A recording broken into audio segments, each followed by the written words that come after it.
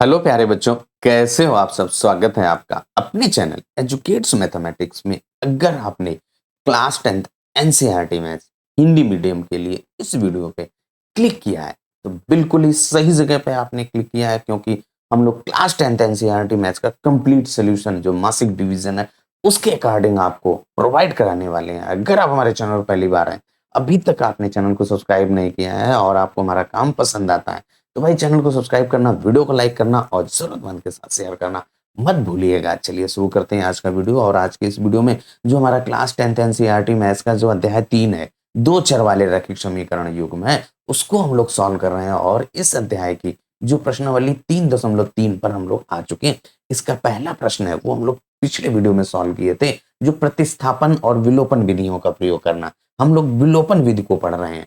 तो अब आज के इस वीडियो में जो हमारा दूसरा प्रश्न है, वर्ड प्रॉब्लम यानी इबारती प्रश्न है। इन इबारती प्रश्नों को पहले हमें दो चर वाले रैखिक समीकरण युग्म में बदलना है, और जब आप बदल लेंगे तब जाकर के उनको विलोपन विधि से हल करना है।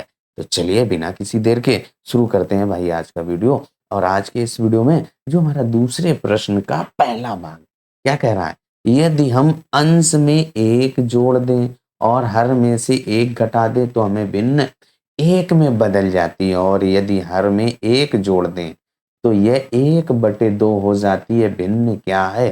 तो यहाँ पे जैसे ही आपके सामने भिन्न शब्द आया तो आपके दिमाग में तुरंत आ जाना चाहिए कि भिन्न क्या होती है।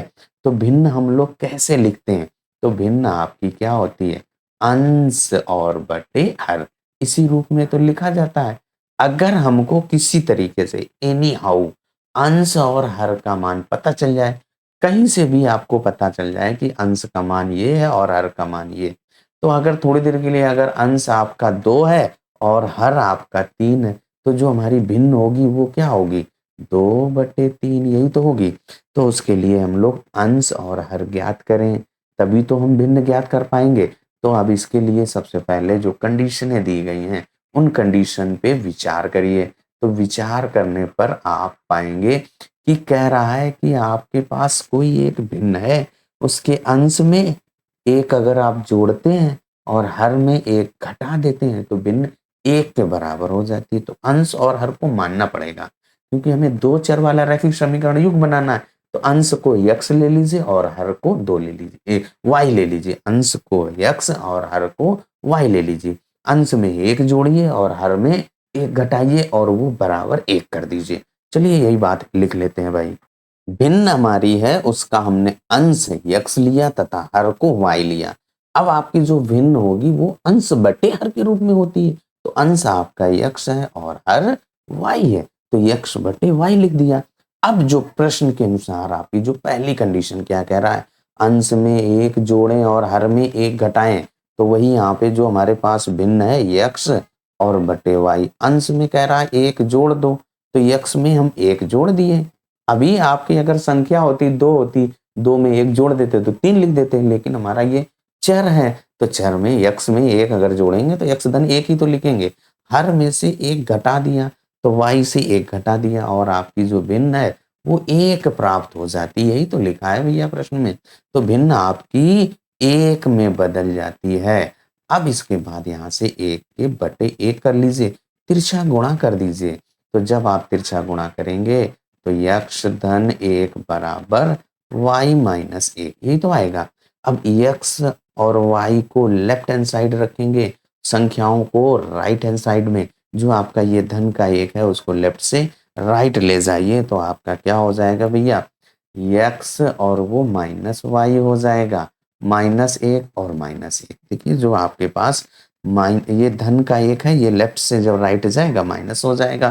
तो वही हम लोगों ने यहाँ पे लिख दिया। तो यहाँ से देखिए आपका x माइनस वाई बराबर माइनस का 2, और ये हमारा एक पहला समीकरण प्राप्त हो गया है। पहला समीकरण आपका आ गया है। अब इसके बाद जो दूसरी कंडीशन उस पे आ जाओ। अब दूसरे कंडीशन में क्या कह रहा है, यदि हर में एक जोड़ दें, क्या कर दें? हर आपके पास है उसमें एक जोड़ दें तो भिन्न 1/2 हो जाती है। तो फिर वही बात यहाँ पे जो भिन्न आपकी x बटे y है और हर में एक जोड़ने को कह रहा है, तो हमने भी जोड़ दिया x यानी y में एक जोड़ दिया। तो बराबर आपकी भिन्न 1/2 हो जाती है। तो हमने भी 2 कर दिया। अब इसके बाद यहाँ पे क्या करिए, तिरछा गुणा कर लीजिए। तो तिरछा गुणा करेंगे तो 2x का गुणा हो जाएगा 2x और बराबर ये y धन 1 गुणे 1 करेंगे। किसी भी संख्या में 1 से गुणा करने पर वही प्राप्त होता है। ये हम लोग गुणधर्म में पढ़ चुके हैं। तो 2x, y को हम लोग लेफ्ट हैंड साइड रखेंगे। 2x माइनस वाई बराबर 1 और ये दूसरा समीकरण आपको प्राप्त हो गया।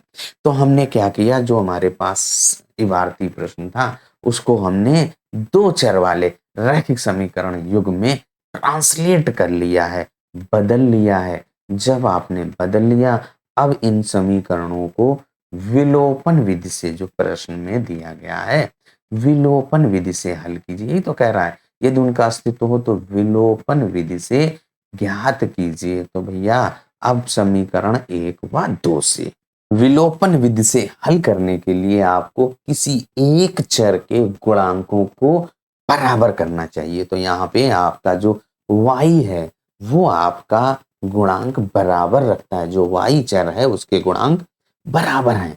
तो जब बराबर हैं तो हमें इसमें किसी भी समीकरण में कोई गुणा या भाग नहीं करना पड़ेगा। तो समीकरण 1 व 2 से हम लोग क्या कर रहे हैं, हल कर रहे हैं। अब यहाँ पे दोनों में y के गुणांक बराबर हैं, लेकिन दोनों में ऋणात्मक चिन्ह है। तो इसलिए एक को बदलने के लिए आपको घटाना पड़ेगा, तभी तो ये कटेगा, विलुप्त होगा। ये देखिए आपका 2x ऋण का धन का है तो ऋण हो गया, और ये माइनस वाई है तो धन का y, ये भी आपका एक धन का है तो ऋण। जो नीचे लिखा होता है जब घटाते हैं तो जो नीचे वाला पद लिखा होता है उसके प्रत्येक पद के जो चिन्ह होते हैं वो बदले जाते हैं। ये घटाने की प्रक्रिया है। तो यहाँ पे लिख देते हैं घटाने पर, कौन सा, आपका घटाने पर किया है भैया। तो अब यहाँ से देखिए जो आपका y से y कट गया, ये x और ये -2x घटेगा तो केवल -x बचेगा बराबर। यहाँ से -2 -1 -3 प्राप्त होगा। यहाँ से x बराबर 3 हो जाएगा। x का मान आपने 3 प्राप्त कर लिया। जो चरण थे, पहला चरण हो चुका है, दूसरा चरण हो चुका है। क्या किया, दूसरे चरण में आपने क्या किया, जो x है एक चर को विलुप्त करके दूसरे चर को आपने मान ज्ञात कर लिया, एक चर वाला रैखिक समीकरण में बदल करके। x का मान हमें प्राप्त हो चुका है। x का मान जब प्राप्त हो जाता है, यानी किसी एक चर का जो मान प्राप्त होता है, उसको आप जो मूल समीकरण है उनमें किसी एक में रख करके आप दूसरे चर का मान ज्ञात कर सकते हैं। तो x का मान चाहे समीकरण 1 में रखो चाहे 2 में रखो, जिसमें चाहे आप उसमें रख सकते हैं। x का जो मान है भाई, हम लोग समीकरण 1 में रख रहे हैं और एक समीकरण हमने लिख लिया है, x माइनस वाई बराबर -2 है और x की जगह पे प्लस का 3 और माइनस का y बराबर -2 रखना है। तो यहाँ से -y बराबर -2, ये प्लस का 3 है वो लेफ्ट से राइट जाएगा, माइनस का 3 हो जाएगा। तो यहाँ से आपका देखिए माइनस का y बराबर -5, तो यहाँ से माइनस माइनस प्लस हो जाएगा। y का मान आपने 5 ज्ञात किया है तथा x बराबर 3 प्राप्त किया। x और y का मान प्राप्त हो गया। हमें x और y के मान नहीं ज्ञात करने थे, हमें भिन्न ज्ञात करनी थी। और जो आपकी भिन्न है वो क्या है भैया, अंश बटे हर। अंश आपने x लिया था बटे y आपका हर है। तो x का मान 3 और y का मान 5। इस तरीके से जो भिन्न है हमारी वो 3/5 होगी और पहला भाग आपका हल हो गया है। कैसा लगा एक्सप्लेनेशन, कमेंट करके जरूर बताइएगा। अगर आपका अभी कोई डाउट हो तो उसको भी कमेंट करके बताएंगे तो आपको नेक्स्ट वीडियो में जरूर सॉल्व करेंगे। चलिए अब आ जाते हैं दूसरे भाग पर। दूसरे प्रश्न का जो दूसरा भाग है वो आपका उम्र से संबंधित है। और जो प्रश्नावली 3.2 हम लोगों ने सॉल्व किया था, उम्र से संबंधित जो प्रश्न था उसमें हमने आपको एक कंडीशन बताई थी, वही कंडीशन यहाँ पे आपको लगाना है। उम्र में जब भी आपको 5 वर्ष पूर्व या पहले की बात करेगा तो आपको वर्तमान आयु से उतने ही वर्ष घटाना होता है, और जब आपका बाद की बात करेगा तो वर्तमान आयु में उतने ही वर्ष आपको जोड़ना पड़ता है। यही 2 नियम बताए थे, इन्हीं को फॉलो करते हुए ही आपका दूसरा वाला भाग हल हो जाएगा। क्या कह रहा है, 5 वर्ष पूर्व नूरी है और सोनू तो नूरी की आयु सोनू की आयु की 3 गुनी थी। बस इन्हीं जो शब्द अंडरलाइन कर रहा हूँ ना, जो 5 वर्ष नूरी और सोनू है, इनकी आयु 3 गुनी थी तथा 10 वर्ष पश्चात नूरी की आयु सोनू की आयु की 2 गुनी हो जाएगी। नूरी और सोनू की वर्तमान आयु हमको ज्ञात करनी है, तो इन दोनों की आयु को x और y मान लेंगे हम लोग। किसी एक की उम्र x वर्ष और किसी एक की उम्र y वर्ष ले लेंगे और फिर उसके बाद आप हल कर देंगे। तो हम लिखेंगे माना नूरी की वर्तमान आयु बराबर x वर्ष तथा सोनू की वर्तमान आयु बराबर y वर्ष। नूरी और सोनू हैं, उनकी वर्तमान आयु को हम लोगों ने x वर्ष और y वर्ष ले लिया। अब इसके बाद आपसे कह रहा है कि 5 वर्ष पूर्व की बात, यही तो प्रश्न में दिया गया है कि 5 वर्ष पूर्व। तो हमने क्या किया, 5 वर्ष पूर्व नूरी की आयु ज्ञात कीजिए। तो अभी बताया था कि 5 वर्ष पूर्व या 10 वर्ष पूर्व, जितने वर्ष पूर्व की बात करेगा तो हम वर्तमान आयु से उतने ही वर्ष घटा देते हैं। तो वर्तमान आयु आपकी x है, उससे 5 घटा दीजिए तो x माइनस 5 वर्ष की नूरी हो जाएंगी और सोनू कितने हो जाएंगे, y माइनस 5, उससे भी 5 वर्ष घटाना है। अब आपका 5 वर्ष पूर्व की कंडीशन दी गई है। प्रश्न के अनुसार क्या कह रहा है, 5 वर्ष पूर्व जो नूरी है वो सोनू की आयु की कितने गुनी है, 3 गुनी थी। तो आप क्या करिए, जो नूरी की आयु और सोनू की आयु बराबर करने के लिए जो सोनू की आयु है उसमें 3 से गुणा कर देंगे तो दोनों बराबर हो जाएंगी। अब यहाँ पे आप ब्रैकेट खोल दीजिए और एक चर वाला रैखिक समीकरण बन जाएगा। यहाँ पे एक समीकरण आपको 2 चर वाला प्राप्त होगा। तो x माइनस का 5 बराबर 3y और माइनस का 15। जब ब्रैकेट खोलेंगे तो 3 का प्रत्येक पद के साथ गुणा होता है, तो आप भी गुणा कर दीजिए। 3 का y से गुणा करेंगे 3y और 5 15 होता है। अब चर को एक तरफ रखना होता है तो x माइनस का 3y और बराबर माइनस का 15 और ये जो माइनस 5 है वो आपका यहाँ पे प्लस का 5 हो जाएगा। तो x माइनस 3y बराबर माइनस का 10 और ये हम लोगों का पहला समीकरण प्राप्त हो गया है। तो पहले समीकरण को हम लोगों ने प्राप्त कर लिया। अब आ जाइए दूसरे कंडीशन पे। दूसरी कंडीशन कह रहा है 10 वर्ष पश्चात। तो 10 वर्ष पश्चात नूरी की आयु और सोनू की आयु ज्ञात करिए। 10 वर्ष पश्चात नूरी और सोनू की आयु हमें ज्ञात करना है। तो नूरी वर्तमान आयु हमने x वर्ष लिया है। 10 वर्ष पश्चात क्या हो जाएगा, x में यानी वर्तमान आयु में 10 जोड़ देंगे तो 10 वर्ष यानी x धन 10 वर्ष और ऐसे ही आपका जो सोनू है वो y धन 10 वर्ष के हो जाएंगे।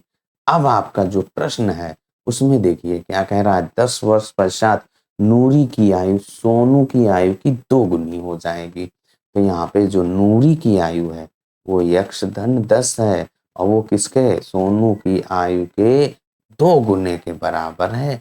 तो सोनू की आयु का 2 गुना कर दिया और हमने नूरी की आयु के बराबर कर दिया। अब यहाँ से आप इसका ब्रैकेट खोलिए और 2 चर वाला एक समीकरण और प्राप्त हो जाएगा। तो यहाँ पे x धन 10 बराबर यहाँ पे क्या करेंगे, 2 का प्रत्येक पद के साथ गुणा हो जाएगा, 2y धन 2 दाम 20।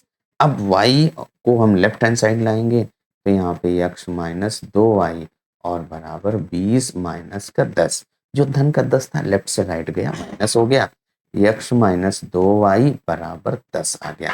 और इस तरीके से ये हमारा दूसरा समीकरण प्राप्त हो गया है। समीकरण 1 और 2 को हमें विलोपन विधि से हल करना है। बात अगर समीकरण 1 और समीकरण 2 की जाए तो हमारे पास जो 2 समीकरण दिए गए हैं इन दोनों समीकरणों में x के गुणांक बराबर है, यानी कि हम लोग x को विलुप्त कर देंगे। तो x को विलुप्त करते हुए y का मान ज्ञात करना है। तो यहाँ पे लिख दीजिए समीकरण 1 व 2 से, समीकरण 1 व 2 से इन दोनों को ही हमें हल करना है। तो सबसे पहले चाहे आप पहला समीकरण लिख लें चाहे दूसरा। जो पहला समीकरण आपका है x माइनस 3y बराबर माइनस का 10, इसको लिखते हैं। x -3y बराबर -10। और जो दूसरा समीकरण है वो आपका क्या है, x - 2y और बराबर 10 दिया गया है, वो भी धन का है। अब आप यहाँ पे x के गुणांक बराबर हैं तो इनको घटाना पड़ेगा, तो घटा दीजिए, ये आपका प्लस हो जाएगा और ये माइनस हो जाएगा। और यहाँ पे घटाने पर यही अभी आप तक यही तो सब करते आ रहे हैं, तो इसलिए यहाँ तक कोई भी प्रॉब्लम नहीं होनी चाहिए, क्योंकि हमें केवल और केवल प्रॉब्लम वहाँ तक होगी कि हमें लीनियर दो चर वाले रैखिक समीकरण युग्म में कैसे बदलना, ट्रांसलेट करने में थोड़ी सी प्रॉब्लम हो सकती है, तो उसको हमने बहुत ही डीपली आपको समझाया है। अगर आपको हमारा काम पसंद आया हो, अभी तक आपने भाई चैनल को सब्सक्राइब नहीं किया है, तो एक बार सब्सक्रिप्शन बटन पर क्लिक कर दीजिए, तो जिससे कि आपको आने वाले वीडियो का नोटिफिकेशन सबसे पहले प्राप्त हो सके। चलिए, x से x कट गया क्योंकि एक धन का एक ऋण का, ये माइनस का 3y है और ये धन का 2y है, तो ये आपका माइनस का y बचेगा। और ये -10 क्या हो जाएगा, माइनस का 20 हो जाएगा। यहाँ माइनस माइनस कट गया, y बराबर 20 आ गया, यानी कि y का मान 20 आ गया। y आपकी क्या थी, सोनू की वर्तमान आयु है, यानी कि सोनू 20 वर्ष के हैं। अब इसके बाद जो आपने y का मान ज्ञात किया है, इस y का मान आप जो दो मूल समीकरण प्राप्त किए तो उनमें किसी एक में रख दीजिए, आपको x का मान प्राप्त हो जाएगा। y बराबर जो 20 हम लोगों ने प्राप्त किया है वो समीकरण एक में रख रहा हूं, समीकरण एक भी हम लोगों ने लिख लिया, किसी एक समीकरण में आप रख सकते हैं, उसके लिए आप फ्री हैं। तो हम लोगों ने पहले समीकरण में रखना शुरू किया, तो x और -3 और गुणे y का मान 20 है ना, 3y का मतलब 3 गुणे y, 3 गुणे 20 और बराबर -10। तो यहाँ से x -20 60 होता है और बराबर -10। यहाँ पे संख्याओं को आपको एक तरफ करना पड़ेगा, यानी कि -60 को लेफ्ट से राइट ले जाइए, तो क्या हो जाएगा, प्लस हो जाएगा। x बराबर -10 और धन के 60, यहाँ से x बराबर क्या आ जाएगा, 50। एक धन का एक ऋण का घट जाएगा, x का मान 50 आ गया, तो y का मान भी आ गया और x का भी मान आ गया। y आपने 20 और x का मान 50 ज्ञात किया है, तो इस तरीके से अतः नूरी की वर्तमान आयु जो कि x है वो हम लोगों ने 50 ज्ञात किया है, तो नूरी की वर्तमान आयु भैया 50 वर्ष है, और सोनू जिनकी वर्तमान आयु y है वो आपने ज्ञात किया है 20, तो यहाँ पे 20 वर्ष हो जाएगा। और इस तरीके से आपने दूसरा वाला भाग भी हल कर लिया है। अब आ जाते हैं भैया तीसरे वाले भाग पर, और तीसरा भाग आपका क्या कह रहा है, दो अंकों की संख्या के अंकों का योग। दो अंकों वाली संख्या से संबंधित आपका प्रश्न है, तो सबसे पहले दो अंकों की संख्या क्या होती है उसको समझा दिया जाए, तब जाकर के प्रश्न को आप हल करें। दो अंकों की संख्या की बात कर रहा है, तो दो अंकों की संख्या में क्या होगा भैया, इकाई होगा और दाही होगा। दो अंकों की संख्या ऐसी तो बनेगी, इकाई 3 और दाही 2, तो आपकी 23 हो गई। अगर इस संख्या को विस्तारित रूप में लिखना चाहें तो क्या होगा, 2 गुणे 10 धन 3, ऐसे ही तो लिखेंगे। तो जब आप यहाँ पे चर लेंगे तो संख्या को इसी रूप में बनाएंगे, जो हमारी संख्या बनेगी दाही वाले अंक में 10 से गुणा करेंगे, तभी आपका संख्या बनेगी। अब अगर आपने यहाँ पे जैसे यक्ष और हमें यहाँ पे दो अंकों की संख्या है, उसमें इकाई और दाई होंगे तो उनको मानना पड़ेगा, दो चर वाला समीकरण बनेगा। तो आप यहाँ पे इकाई अगर आप यक्ष और दाई y लेंगे तो आप ऐसे y x कर देंगे, तो इसका मतलब क्या है, y गुणे x है ना। और यहाँ पे 2 और 3 है, 2 तिहाई 6, तो आपका 6 आएगा जो कि एक ही अंक की संख्या होगी। तो ये बात आपको ध्यान रखना है, जब भी आपको दो अंकों की संख्या की बात करें तो जो संख्या बनती है, जो संख्या बनेगी वो दाही के अंक पर 10 से गुणा करके इकाई को जोड़ करके बनाते हैं। ये बात ध्यान रखने के लिए हमने आपको समझाया। अब आप प्रश्न को पढ़ते हैं और प्रश्न को सॉल्व करते हैं। क्या कह रहा है, दो अंकों की संख्या के अंकों का योग, यानी कि इकाई और दाई का योगफल इतना है, और ये इस संख्या का 9 गुना संख्या के अंकों को पलटने से बनी संख्या का 2 गुना है। अब हमें संख्या ज्ञात करनी है, संख्या तब ज्ञात होगी जब आपको इकाई और दाही का अंक पता हो, तो हम लोग मानेंगे, माना इकाई का अंक बराबर x और दाही का अंक बराबर y। जो हमने संख्या ली उसका इकाई का अंक x लिया और दाही का अंक y लिया। अब आपका जो प्रश्न में क्या कह रहा है कि उसके अंकों का योग यानी इकाई और दाही का योग कितना है, 9 है। तो भैया यहाँ पे इकाई का अंक x और दाही का अंक y, इन दोनों को जोड़ दीजिए, वो कितना आता है, 9 आता है और पहला समीकरण आपको प्राप्त हो गया। अब इसके बाद जो दूसरी कंडीशन है उसको बहुत ही ध्यान से पढ़ना। क्या कह रहा है, इस संख्या का 9 गुना। तो पहले तो हम संख्या प्राप्त करें ना, तो संख्या क्या हो जाएगी, अभी आपको बताया है कि संख्या बराबर क्या हो जाएगी कि जो हमारा दाही का अंक है उसमें 10 से गुणा करेंगे, तो 10 गुणे y और धन का x क्या हो जाएगा, ये आपका 10y धन का x। अब इसके बाद संख्या जब हमने ज्ञात कर ली तो संख्या आपकी 10y धन x है। फिर दूसरी कंडीशन उसी में कह रहा है कि संख्या का 9 गुना, संख्या के अंकों को पलटने से बनी संख्या।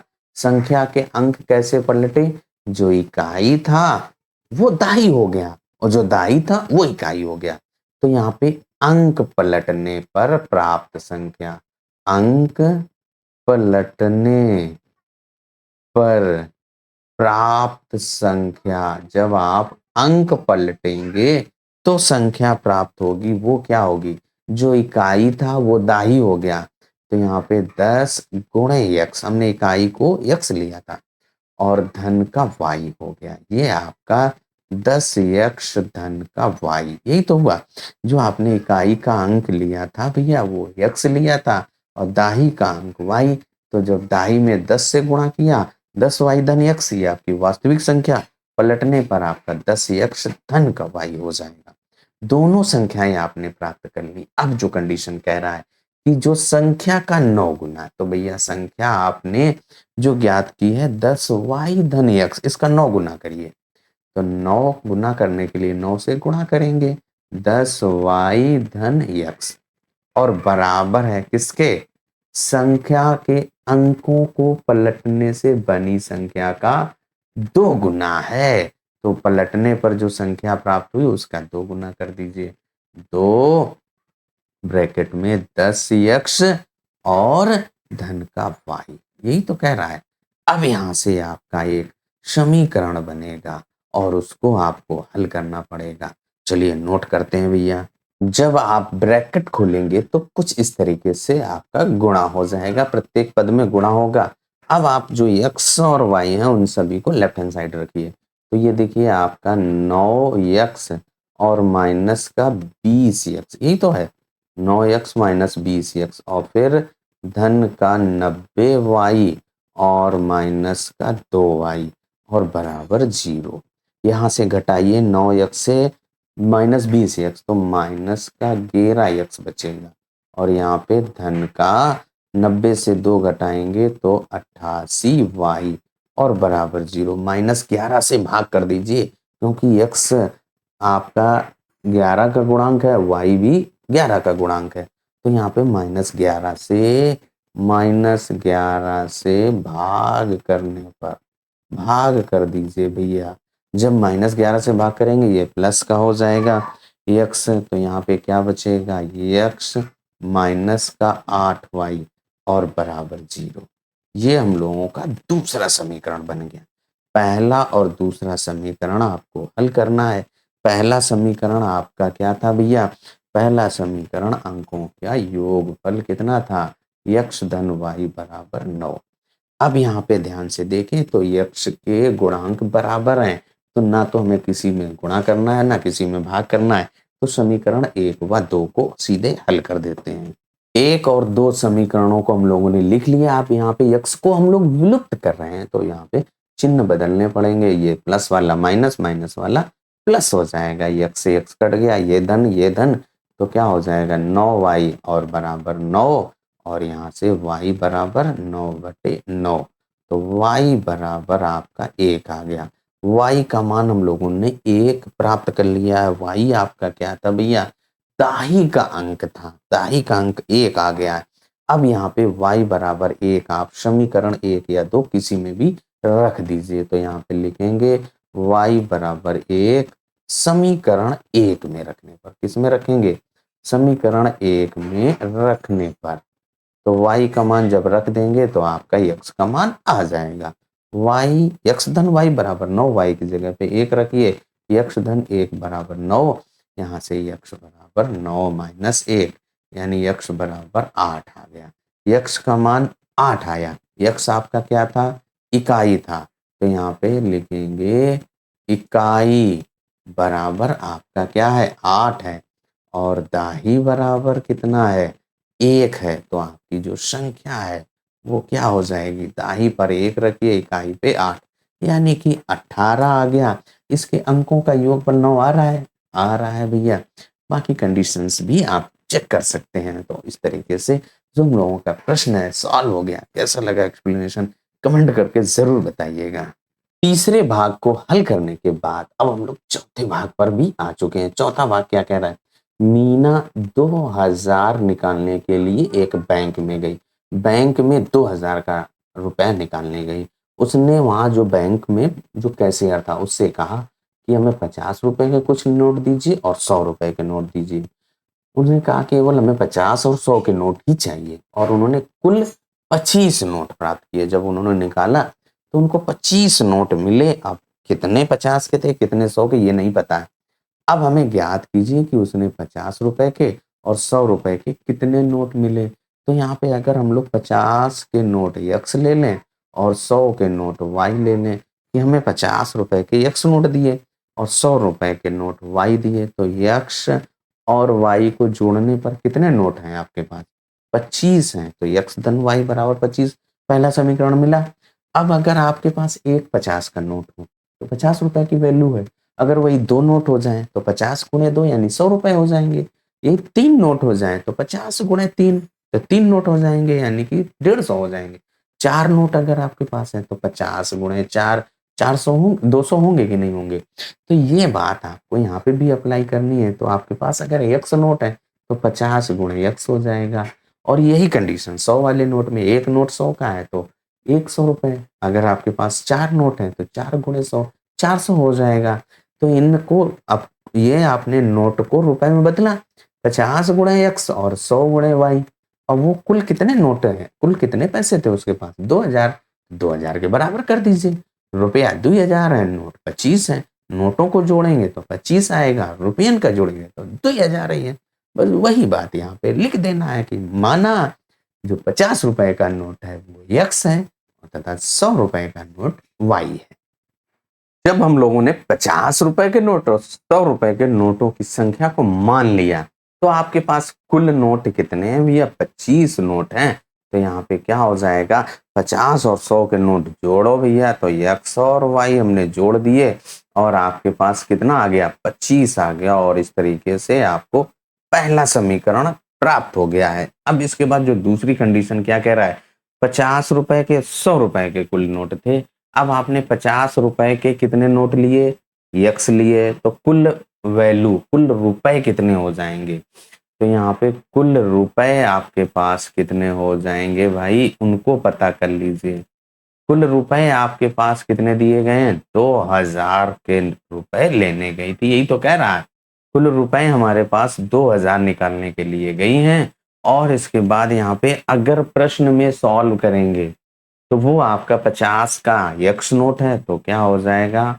50 गुणे x, और फिर y 100 का नोट है तो 100 गुणे y, और कुल मिला करके 2000 रुपया के बराबर हुई है। अब इसके बाद इसमें गुणा कर दीजिए, तो ये 50x धन 100y और बराबर आपका 2000। यहाँ से देखिए आपका 50 कॉमन आ रहा है, तो x धन 2y और बराबर 2000। जो 50 गुणे में है वो क्या हो जाएगा? बटे में हो जाएगा। तो यहाँ से x धन 2y बराबर 2000 और बटे 50। 50 से भाग करेंगे तो 40 आ जाएगा। x धन 2y, भाई 5 चक्कू 20, 5 चक्कू 20, और एक जीरो कट गया तो 40 ही तो आएगा। तो x धन 2y बराबर 40। अब ये हमारा दूसरा समीकरण प्राप्त हो गया है। तो पहले और दूसरे समीकरणों को हमें क्या करना है, विलोपन विधि से हल करने के लिए कह रहा है। तो विलोपन विधि से हल करने के लिए किसी एक चर का गुणांक बराबर होना चाहिए। तो यहाँ पे अगर हम पहले और दूसरे समीकरण को अगर देखेंगे तो आपका x का गुणांक बराबर है, दोनों में x ही x है। तो समीकरण एक से चाहे 2 घटा दीजिए, चाहे दूसरे से पहला घटा दीजिए। तो समीकरण 1 व 2 से हम लोग हल कर रहे हैं। तो समीकरण 1 व 2 से, समीकरण 1 व 2 से तो पहला दूसरा समीकरण लिख दीजिए, x धन 2y बराबर 40 और पहला समीकरण क्या था, x धन y बराबर 25। अब इनको हम लोग क्या करेंगे, घटाएंगे, घटाने पर ही तो चिन्ह बदलेंगे, तभी तो हमारा x विलुप्त होगा। तो x से x कट गया, यहाँ से 2y से 1y घट जाएगा, तो y बचेगा 25। यहाँ 40 से 25 घटाइए तो आपके पास 15 मिलेगा, यानी कि y का मान आपने 15 ज्ञात कर लिया। तो यहाँ पे लिख दीजिए y बराबर 15। y का मान जब आपने प्राप्त कर लिया, y का मान जो आपके दो मूल समीकरण थे उनमें किसी एक में रख दीजिए। तो यहाँ पे लिख दीजिए y बराबर 15। y का मान हम लोगों ने 15 ज्ञात किया ना, जो ये y बराबर 15 समीकरण 1 या 2 किसी में रख दीजिए। तो यहाँ पे y बराबर 15 समीकरण 1 में रखने पर, किस में रख रहे हैं, समीकरण 1 में रख दीजिए भैया। समीकरण 1 आपका x धन y बराबर 25, जो दोनों नोट मिला करके 25 थे। तो यहाँ पे x की जगह पे x रख दीजिए, y की जगह पे 15 और बराबर 25। तो यहाँ पे x बराबर ये आपका 25 माइनस 15, तो यहाँ से x बराबर 10 आ गया। x हम लोगों ने क्या किया था भैया, 50 रुपए के नोट लिए थे। x हमने 50 रुपए के नोट लिए थे, तो 50 रुपए के नोट आपके पास 10। इसके बाद 100 रुपए के नोट कितने हो जाएंगे, आपके 100 रुपए के नोट 15 हैं। तो 15 गुणे 100 तो 1500 हो गए। 50 के 10 नोट निकालेंगे 500, तो 1500 500 जोड़िए 2000 आ गया। तो यहाँ पे लिख देंगे अतः 50 रुपए के नोटों की संख्या बराबर 10 तथा 100 रुपए के नोटों की संख्या बराबर 15। वही चीज हम लोगों ने लिखा, अतः 50 रुपए के नोटों की संख्या जो हमने x मानी थी वो 10 आ गई, और जो 100 रुपए के नोटों की संख्या है वो आपने y मानी थी और y का मान आपने 15 ज्ञात किया था। y बराबर 15, जो कि हम समीकरण 1 में रख करके x का मान ज्ञात किए हैं। तो और आपका जो प्रश्न है भाई सॉल्व हो गया है। कैसा लगा एक्सप्लेनेशन कमेंट करके जरूर बताइएगा। तो चौथा प्रश्न हम लोगों का सॉल्व हो गया है। अब आ जाइए जो दूसरे प्रश्न यानी कि प्रश्नावली 3.3 का जो आखिरी प्रश्न है, और इसी के साथ हम ये भी कह सकते हैं कि जो हमारी अध्याय 3 है, अध्याय 3 का आखिरी प्रश्न है, क्योंकि इसके बाद आपका देख रहे हैं सारांश लिखा है ऐसा कि हमने इस अध्याय में कौन कौन सी चीजें, कौन कौन से तथ्यों का अध्ययन किया। तो अब आ जाइए 5वें भाग पर। 5वां भाग आपका क्या कह रहा है भाई, उसको जरा समझ लिया जाए।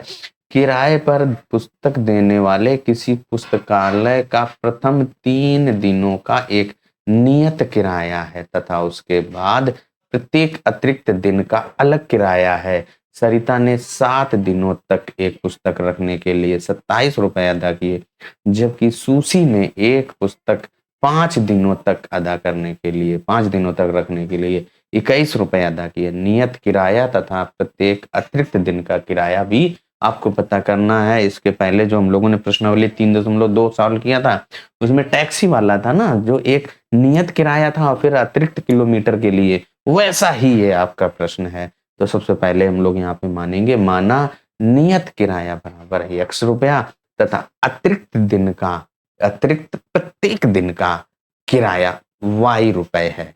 फिर आप सॉल्व करेंगे। लिख लिया हम लोगों ने कि जो नियत किराया है वो x रुपया है तथा जो अतिरिक्त दिन बचते हैं उसमें प्रत्येक दिन उसको y रुपया देना पड़ेगा। अब आपसे 7 दिन का किराया है, तो उसके लिए आप कह रहा है कि सरिता ने 7 दिनों के लिए आपका जो एक पुस्तक के लिए किराया 27 रुपए दिया है, और यहाँ पे प्रश्न में दिया गया है कि प्रथम 3 दिनों तक नियत किराया है। तो जो आपके पास 7 है उसको क्या 3 दिन हटा दीजिए, कितने दिन बचे, 4 दिन। 3 दिन का एक नियत किराया है जो कि x है, और इसके बाद 4 दिन जो बचते हैं, एक दिन का किराया y है, तो 4 दिन का 4y, और ये किसके बराबर हो जाएगा 27। और ऐसे ही उसने कितने दिनों के लिए, 5 दिनों के लिए लिया है। तो 5 में आप 3 निकाल दीजिए। 3 दिनों का 5 में 3 निकाल दीजिए, 2 बचा। अब 5 दिन का जो किराया है यक्स और 2 दिन का किराया कितना होगा? 1 दिन का वाई रुपए, 2 दिन का 2 वाई, और वो कितना हो जाएगा? 21 रुपए। ये आपका एक पहला समीकरण, और यक्स धन 4 वाई बराबर 27, ये दूसरा समीकरण बन जाएगा। और इस तरीके से हम लोग यहाँ पे समीकरण बना लेंगे और फिर उन दोनों को हल कर देंगे। तो चलिए यही बात हम लोग लिख लेते हैं भैया। तो 7 दिन का किराया 27 रुपए है। तो 7 दिन को हम लोग यहाँ पे 3 धन 4 दिन ऐसे तो लिख सकते हैं। 3 दिन और 4 दिन ऐसे तो लिख सकते हैं। और इसका किराया 27 रुपए। 3 दिन का आपको जो नियत किराया प्रत्येक दिन का जो है, तो यहाँ पे यक्स हो जाएगा। और 1 दिन का किराया आपको अतिरिक्त जो दिन बचते हैं उसको वाई रुपए है। तो 4 दिन का 4 वाई और बराबर 27। और इस तरीके से आपका पहला समीकरण प्राप्त हो गया है। दूसरे दिन में 5 दिन का किराया है, वो 21 रुपए है। 5 को हम लोग 3 धन 2 दिन लिख सकते हैं और वो आपका 21 रुपए है। 3 दिन का किराया यक्स है और 2 दिन का किराया कितना हो जाएगा? 2 वाई और बराबर 21। और ये आपका दूसरा समीकरण प्राप्त हो गया है। तो 2 समीकरण हम लोगों ने बना लिए हैं और इन दोनों समीकरणों को हमें क्या करना है? विलोपन विधि से हल करना है। और अगर विलोपन विधि की बात की जाए तो यहाँ पे किसी एक चर का गुणांक बराबर होना चाहिए। अगर नहीं है तो हम उसको बराबर करते हैं। तो यहाँ पे 1 और 2 समीकरणों की बात की जाए, दोनों समीकरणों में यक्स का जो हमारा गुणांक है वो बराबर है। तो यहाँ पे समीकरण 1 व 2 से हल कर देंगे। यहाँ पे लिख देंगे समीकरण, क्योंकि जब आपके गुणांक बराबर है तो आसानी से विलुप्त कर सकते हैं। समीकरण 1 व 2 से जो पहला और दूसरा समीकरण, पहला समीकरण आपका क्या है? यक्स धन 4 वाई और बराबर 27। और दूसरा समीकरण यक्स धन 2 वाई बराबर 21। अब यहाँ पे इनको घटा दीजिए। तो यहाँ पे लिख दीजिए घटाने पर, भैया घटा रहे हैं तभी हम लोगों का यक्स विलुप्त हो रहा है। तो ये आपका 27 है, जरा 7 सही बना दें हैं। तो 27। अब इसके बाद यहाँ पे माइनस, ये भी माइनस, ये कट गया। यहाँ पे देखिए आपका 4 से 2 कम हो जाएगा। तो आपका 2 वाई बराबर 27 से 21 घटाएंगे 6। तो यहाँ से y का मान आप ज्ञात कर लीजिए। तो 2 वाई बराबर 6 है। तो यहाँ पे लिखिए 2 वाई बराबर 6। तो यहाँ से जो y है वो 6/2 यानी कि 3। तो y बराबर आपका 3 आ गया। y का मान आपने ज्ञात कर लिया। इस y का मान चाहे समीकरण 1 में रखो चाहे 2 में रखो, आप फ्री हैं। और यक्स ये y का मान प्रतिस्थापित करते हुए आप यक्स जो हमारा चर है उसका मान ज्ञात हो जाएगा। तो यहाँ पे लिख दीजिए y बराबर 3। समीकरण 1 या 2 जिसमें चाहे आप रखने चाहो रख दीजिए। समीकरण 1 में रखने पर, समीकरण 1 में रख रहे हैं हम लोग।